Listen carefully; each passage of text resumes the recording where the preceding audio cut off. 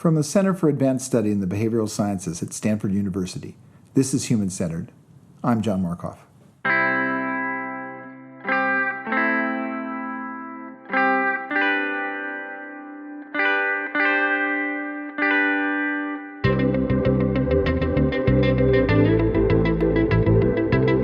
Cara Wong is an associate professor of political science at the University of Illinois Urbana-Champaign. She focuses on the study of public opinion and the politics of race, ethnicity, and migration.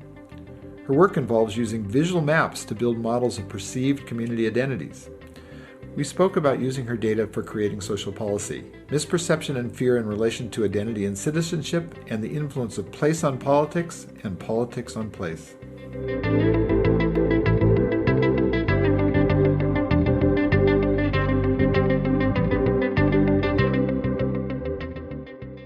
What was your project at CASBS this year? So working on a couple ones.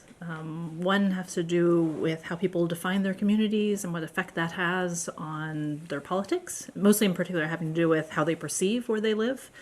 So what are the boundaries of their communities, and then who lives there? If you look around, do I think there are a lot of Democrats? Do I think there are a lot of African Americans? Who's living there around me, and what kind of effect that has on my political judgments, sort of above and beyond sort of objective characteristics that would be defined by the census.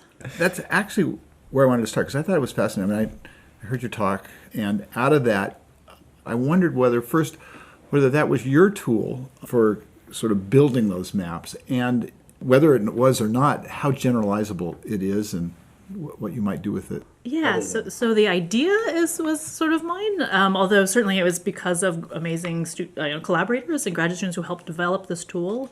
But originally it started off pen and paper, which is how I, that's about my technical level in some ways. But so we just gave people maps of where they lived. So it was one that was zoomed in more to like their, sort of their census block, and another one that was up to the county. And they could pick whichever of those two they wanted, like an 8.5 by 11 piece of paper, and we gave them a marker with a star on their house, and then we said, draw what you think of as your local community. And it's only because of some amazing work by some graduate students that was, able to be transformed into an online tool. And then we, so right now we've mostly been using it to ask people to define their local communities and describe them, and mostly because we've been interested in the past has been the effects of context, the effects of where we live, or the effects of our place on our politics. But I actually think it's a more generalizable tool, and I've been trying to think about ways that, even if it's sort of beyond my research interests, but if I were a city, for example, that wants to implement a new safety program, a new police intervention, a new different kind of policy intervention, you could ask people, where do you feel safe? Right? Or where do you think of as your community? Or if, a city is becoming a larger part of a larger metro area, right? If they're trying to change neighborhoods and change names of places, you can always ask people pre and post, draw what you think of. And then after this program, this intervention, this name sort of campaign, do people draw different maps afterwards? Have you thought about giving them a map of social class and asking them would that be could you do something like that where you could give them a social or an economic map and try to get them to locate on it? Some people have tried to do that, like in the distribution of the American, income distribution. Yeah. Where are you? People tend to not be so great at that either. I was mostly interested partially because there's research that basically merges census data with survey data. So we say you live in this particular kind of area, therefore you will be affected, above and beyond your individual characteristics, above and beyond your education, income, partisanship, because you live with so many outgroup members, whether it's foreign-born or, sort of racial outgroups or demographic outgroups. Therefore, your environment is going to have this effect above and beyond your personal characteristics. And so I was really interested in misperceptions. And so that's kind of why I stuck with the physical maps. So to that point, you have this objective reality and then you have this perceived reality. Just sort of writ large in your survey, how often did they actually converge? And if you looked at it as some sort of a distribution, how badly did it skew? And did it skew by class? There's some people better at, or a certain class of people better at accurately representing where they are? Right, so there's two different things. One is first we ask them to draw the boundaries, right? And so almost no one is going to draw the map of their standard metropolitan statistical area, or even their county. Like I might know like the line between Urbana and Champaign where I live because it goes right through the university, and so that's a very salient one. But if you ask me about the other boundaries of these cities, I couldn't tell you, right? So it's kind of a relevant thing. It's like unless as I'm driving, maybe I'm on the freeway constantly, maybe like, oh wait, I'm entering this city, but most of us don't tend to know those things. And so when you ask people to draw their local community, most people are thinking like, oh yeah, where do I shop? Where do I go to work? Where do I frequent? And that's really what's driving that. And then, how they perceive it. But we also did one where we gave them an objective map and said, this is your province, or this is your city, this is your a dissemination area in Canada. And then you describe it. And then people are all over the place. The things that will predict how accurate you are, the same kind of things as political knowledge. So the type of people who are going to be more likely to know who the vice president is, or how many justices of the Supreme Court we have, and those kind of things. They're similar to will predict, how accurate you are. The better educated you are, the higher income, you're more likely to at least not be off by huge orders of magnitude. But most people, exaggerate minorities and underestimate majorities. And is that an artifact of fear? Well, no, you'd think so. But there is some fear involved, I think, or certainly politicians try to make this about fear, like, oh, they're coming, the hordes. If you look at the messages by Brexit during, sort of the UKIP during the whole Brexit campaign, it's all about the hordes are coming, the masses, the deluge, those kind of terms.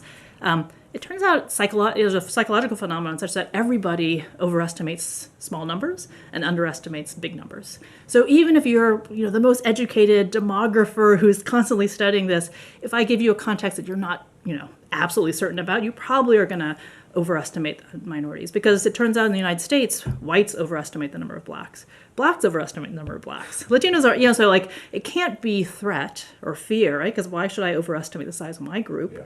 Yeah. And the flip is also true. Whites underestimate the size of whites, as does everybody other group. I'm actually collaborating with another social psychologist, not here, and particularly about this idea of large numbers and small numbers, and the general pattern of with David Landy. He's at IU, although he's currently working at Netflix also. But it's this idea that we often, especially social scientists, have been interpreting all these misperceptions as fear. So if I'm misperceiving the number of foreigners who are living in a country, it must be because of all the fear-mongering about immigration. Or if I'm overestimating the number of Republicans moving into my, college town, again, is it fear and uncertainty? But wanting to take into account, there's this boring statistical measurement error that's going to be part of this as well. And so that's been useful to talk to him. This is actually literature that probably dates back, several decades in this. It just hasn't quite been applied here in this research. So would you call what you found about fear to be a surprise? I don't mean to say there was no fear. Definitely there's the effect. In terms of why people misperceive, I think there's many different reasons why people misperceive, but the misperceptions definitely have political effects. So if you take two people who live in exactly the same type of neighborhood objectively, right, in terms of whether it's income or education or percent black or percent foreign born, the person who thinks she lives around more immigrants or more other, sort of the other, is less likely to think that her neighbors are going to help each other, that they share the same values, that you feel safe. And so the perception definitely has this effect of, which could also lead to more fearful about her neighborhood from the misperception. Yeah. And so that's the whole. So even though I wouldn't say fear is necessarily the only driver of misperception, the misperception has this effect on these politics. Have you thought about adding time to your account? I was thinking about, this would be interesting if an event happened in the community to see post and prior. Yeah, that would be awesome. but it means you have to be in the field, and you want to be in the field before and after. So part of it, one reason why we were so excited to be working with the British election study during that's where the maps were embedded within the British survey, is that we had some sense of, during the course of an election. And so we are trying to get at, for example, I mean, it'd be lovely to have something like just Brexit as the whole intervention or the whole campaign itself. But we tried to say, like, well, if you got contacted by a political party, did that have any kind of effect on how you perceive where you lived? With this whole idea of flipping it, instead of saying, oh, place is going to affect politics, we want to see, like, can politics actually affect how you see your place or see your environments? And so there we were sort of a little bit, because it's multiple waves, we were able to see, like, there were some effects. Partially just because of the message of UKIP, for example. If you were contacted by UKIP, immigration was just salient, or more salient to you, and that therefore made you sort of think a little bit more about where you're living. Yeah. If you look at this through the prism of left and right, are there interesting distinctions, or like if you sorted by left and right, would you see things group in some interesting way? There was nothing that jumped out at us. So it's not like Democrats or Republicans are more likely. I mean, again, it's more things like the same, like when I was saying, like the same as like political knowledge, the same types of people who are more knowledgeable, who are more interested in politics, that's where you're going to get the difference, not so much by partisanship. Yeah. This idea that you proposed of like asking people where they felt safe is really interesting to me. And what do you haven't done that yet, right? No. Is it on your roadmap? Yeah, I mean, partially because I like this idea of being able to have this survey measure of using maps as a tool that's used more broadly, right? And so, like back in the 50s, or before the whole agree to disagree scale that we still think is so common now, that was weird to people. Or a feeling thermometer. How do you feel about this group on a 0 to 100 scale? The first time you ask, people were like, I'm sure we're thinking, what do you mean, like feeling thermometer for women? Like, what is that? So I'd like the idea of the mapping, there's many different ways you can use it. And so, as I was mentioning, we were looking at this idea of like, what is the effect of misperception on fear about where you live? And so you could imagine it more broadly, just in the idea of like, especially that, if you have different programmatic interventions by cities that are worried about crime and whatnot, and how related I would say that is to perceptions of crime is oddly enough not so related to real crime, but is actually more related to percentage of African Americans in an area. And so you can think about how these are all related and how you can both come up with programmatic interventions, but also see how effective they are if you can actually change people's opinions by, saying like, where do you feel safe before and after this kind of program. Do you get precision or confidence out of scale? I mean, did you ask 10,000 people?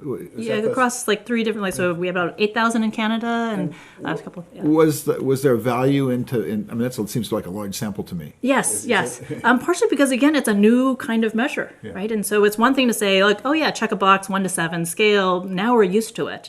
Drawing on a map is kind of an unusual thing. And so one reason we wanted so many people to try this is just to see, like, okay, is this garbage in, garbage out kind of situation? Because they could just be scribbling and like, get me through this. And luckily we were able to do a pre-post kind of thing. So like, you draw a map now, 4 to 5 months later, we'll come back and ask you again.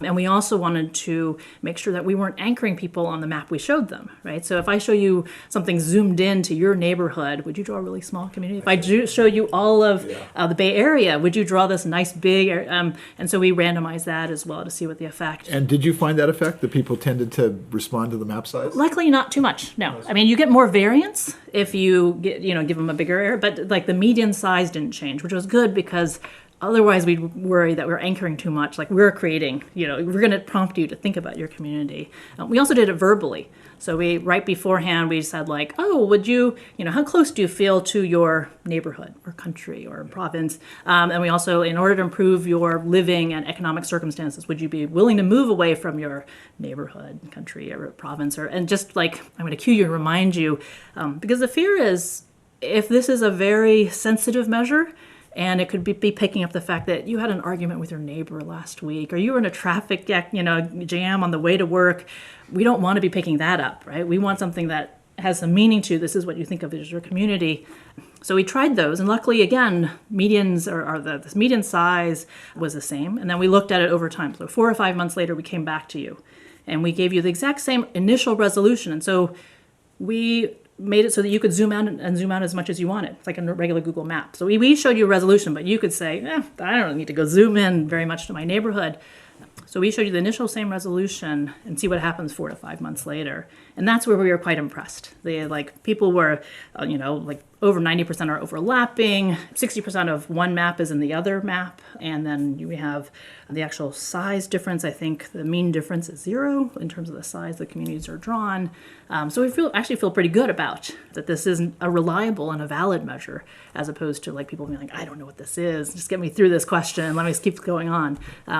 And yeah. Is it just orthogonal, or is there any possible play in this modeling of people's internal sort of geography on the act of gerrymandering? I mean, are they totally separate? It seems like there should be some overlap. Yeah, there was a moment a while back when before Nate Persley was here in Stanford, when he was still in New York City, we talked about wouldn't it be awesome to be able to overlap this, because what the courts call a community of interest has never been defined, right? We don't know what a community of interest is, and so we had talked briefly, and unfortunately it fizzled out in terms of being able to carry it through. But what if we got people, we oversampled in an area that's going to be redistricted, and said, what do you think of as your community of interest, and try to see how much overlap there is.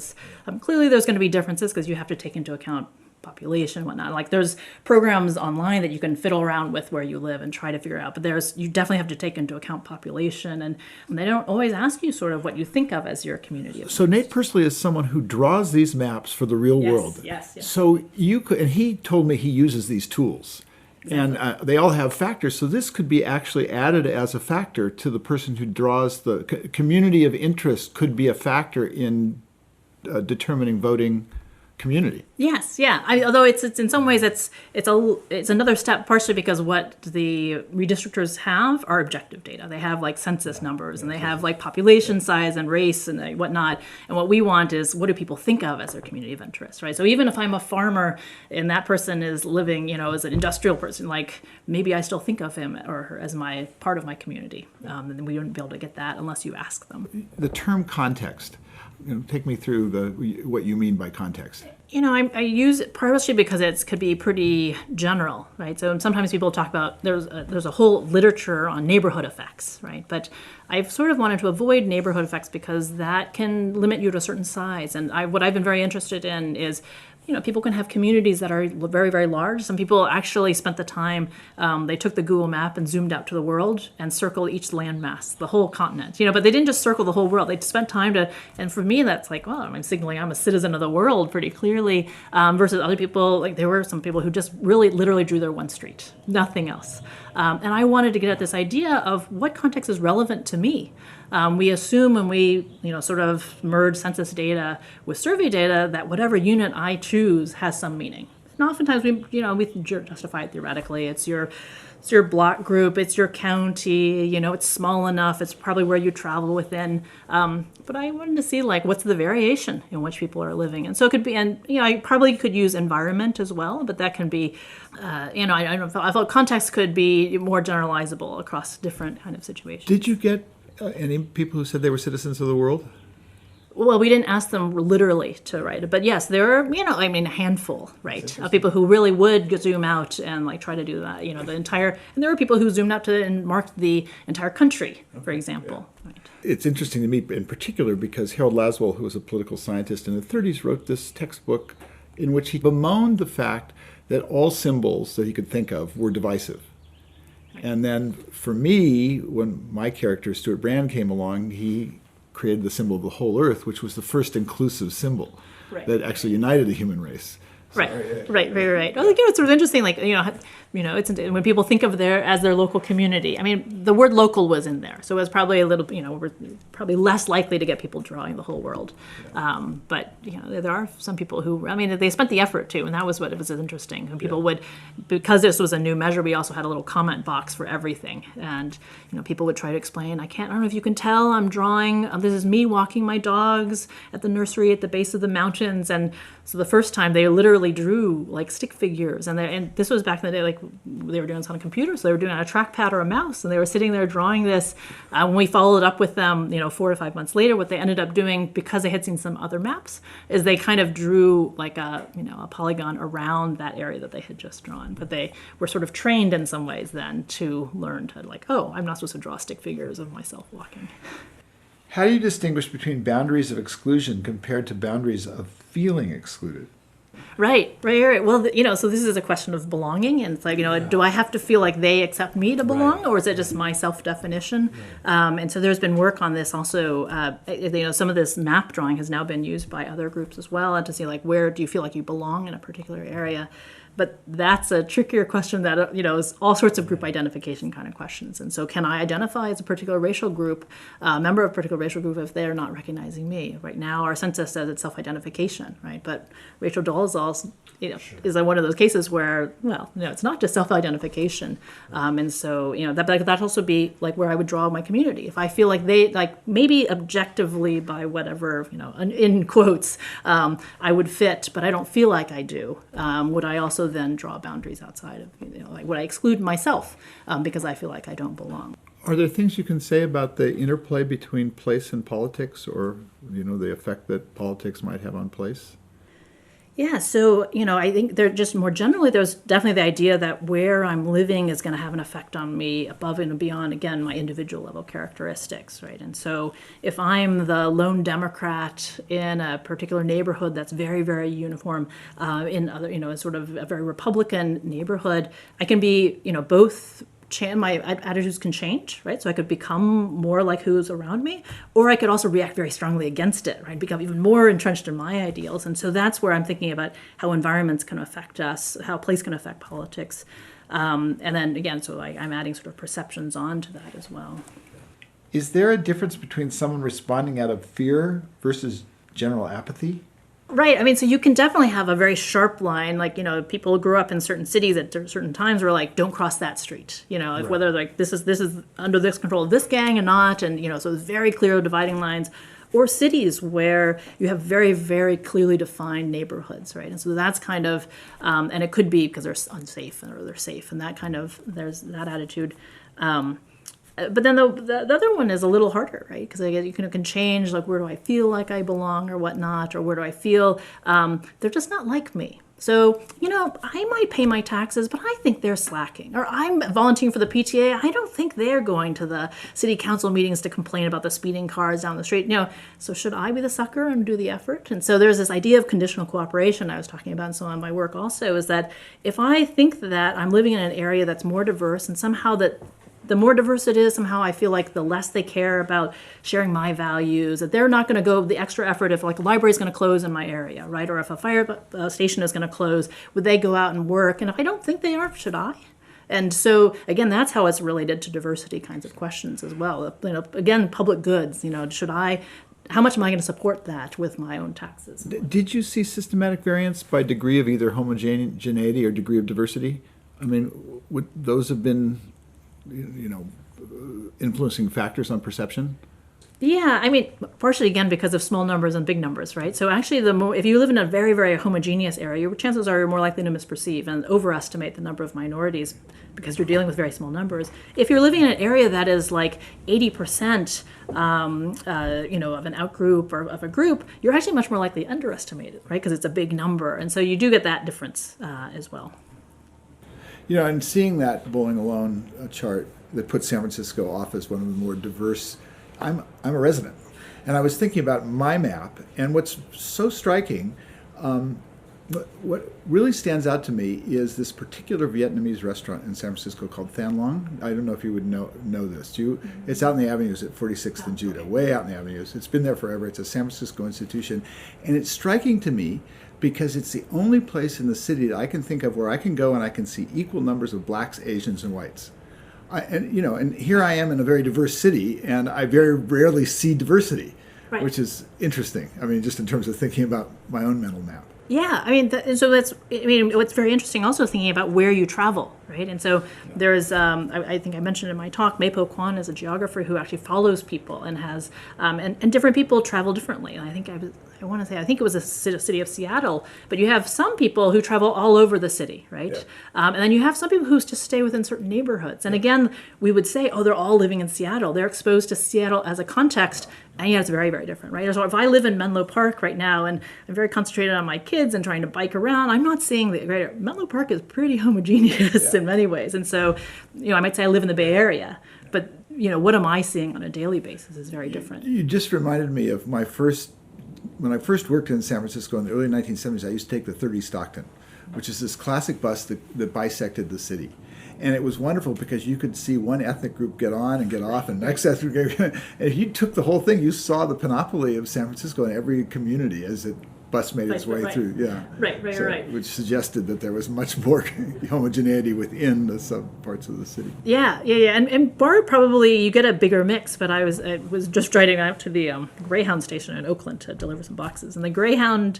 You see a very different population on Greyhound than you would on Amtrak, and so even types of transportation across that is traveling is going to also have a very different population. Yeah. How do you measure homogeneity and its effects relative to its proximity to many diverse neighborhoods? Yeah, so people have tried to look at, like, what if I embed you're in a really homogeneous neighborhood within a diverse city. Right. A lot of this also do, like, well, what are the units then? Yeah. Like, is it by the region? Is it by, so what is embedded within what? Because it can sort of be infinite numbers.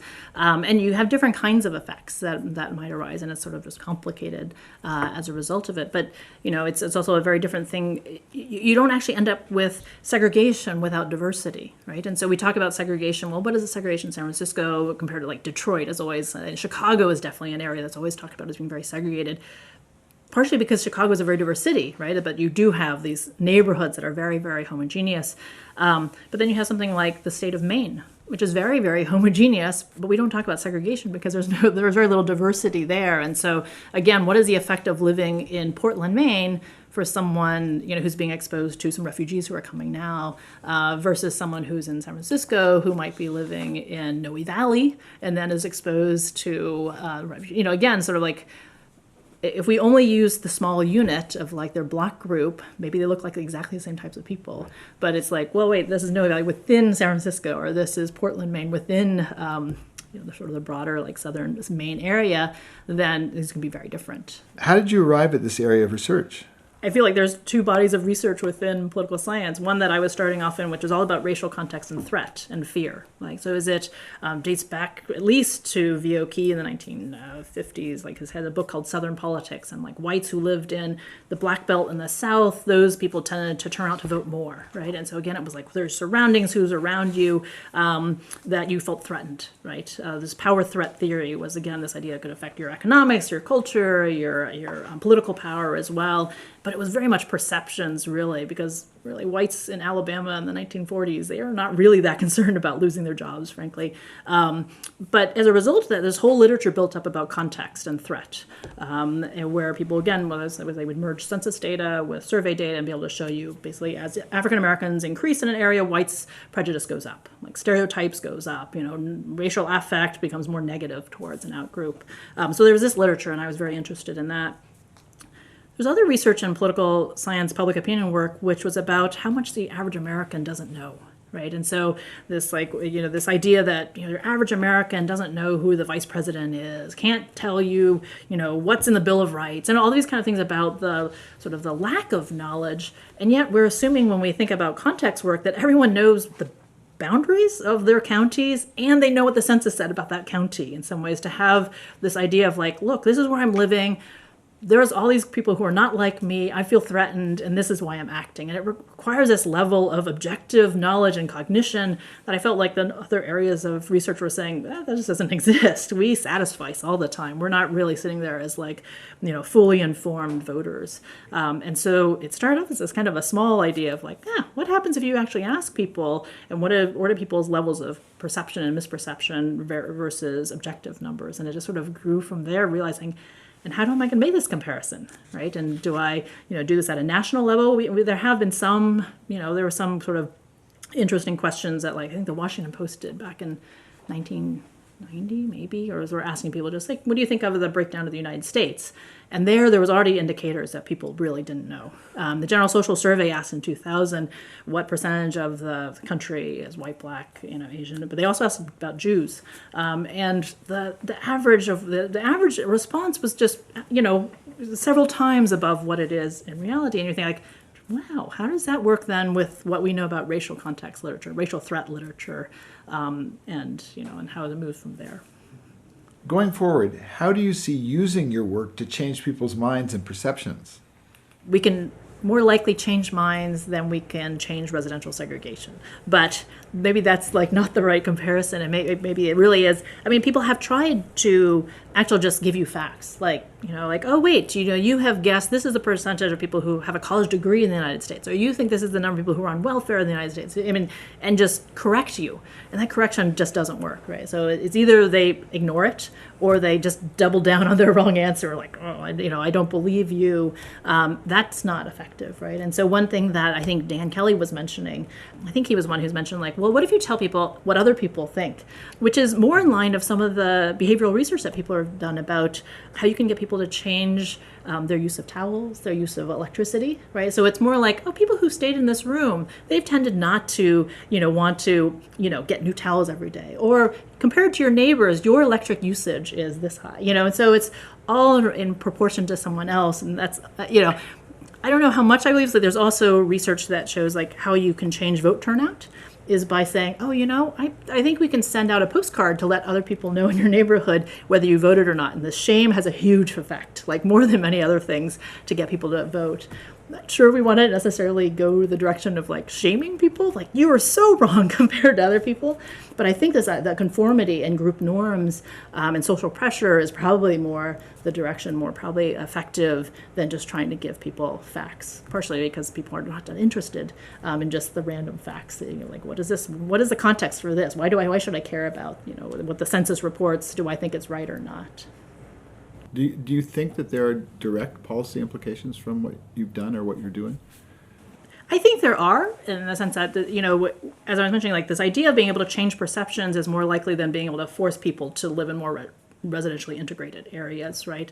And again, like how do we go about doing this? Just the factual dump is probably not going to work. How do we change people's perceptions to reflect more of what reality is?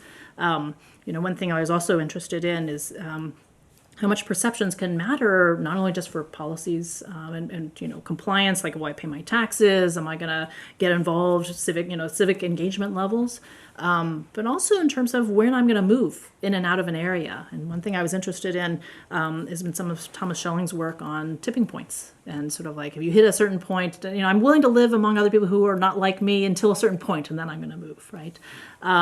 And what I'm particularly thinking about also is the extent to which misperceptions can affect that. Because if I'm willing to live until there's, 75% of the people are not like me, but I'm misperceiving and seeing 75% when it's only 30, that means people are moving out of their areas before they need to. But again, it all comes back to, well, how do we change these opinions? And that's where it's been really helpful to get people's feedback at CASBS about, well, if it's not a factual just correction, how are we going to get people to change their minds or sort of like learn more about where they're living? Yeah. And it's not going to just be literal contact. A lot of people don't, come into contact with the racial diversity of their entire city, as you were mentioning, and people live in homogeneous neighborhoods. But how do I learn then about it if it's not through daily experience? What will you be working on next? Yeah, so I definitely want to keep doing and finishing up or writing up some of the research that is about geographic communities, right? And this is more the maps. From my book, I was also interested in how people define communities in terms of nation and national identity, because it felt very much that it wasn't just like, are you a citizen or not, that therefore if you're a citizen, we help you. If you're not a citizen, we don't help you. So this is another area of research that I've been working on, is like, who is really an American? Like, who do you think of as being an American? Did you have to be born here? One small paper I was been working on this year also with Jack Citron and Morris Levy were about how do you feel about bilinguals and people with multiple, dual citizenship. So people who are more than American in some ways, right? So people, it could be like there have been news stories of someone speaking a language other than English, usually Spanish, and getting yelled at in the store.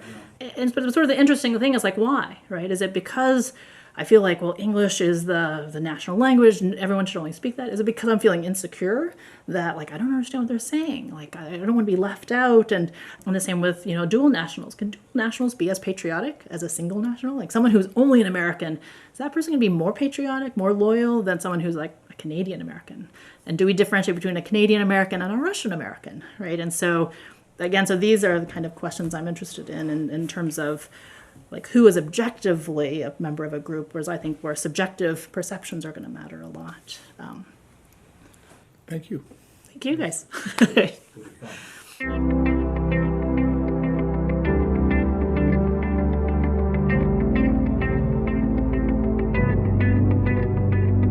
To learn more about the topics in this episode, check out the show notes. There you'll find links to works by our guest and relevant articles. Thanks for listening.